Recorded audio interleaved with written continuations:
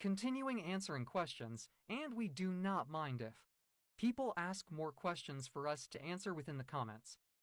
Now, for this question, even though I am a host, I am more or less a newly formed than some of our previous hosts, meaning that the hosts before I were unfortunately and unwillingly subjected to the many horrors this system has gone through, as well as the discovery, denial, and misdiagnosis.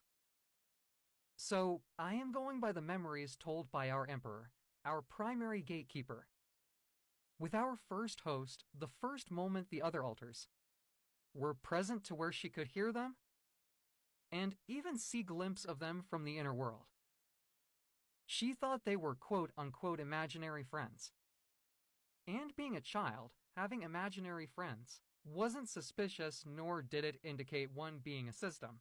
However, contrivances in which happened on a near daily basis. That did indicate and eventually led to our DID diagnosis. Included dissociation, amnesia blockage, depersonalization, derealization, etc. And of course the quote-unquote imaginary friend not going away. I'm sorry to this system's imaginary friend Karen. You are stuck with us forever, old man. The first host did not think much about what could be wrong, but collectively, due to possibly our ASD, we have a natural curiosity of wanting to research or fuck around and find out, as we say in the system. Our first host wanted to know why they were dissociating and hearing voices, which led to them thinking we have DID. However, the therapist we were seeing did not believe in DID and decided instead we had schizophrenia. While there are those with DID and schizophrenia, we met more of the criteria for DID than schizophrenia.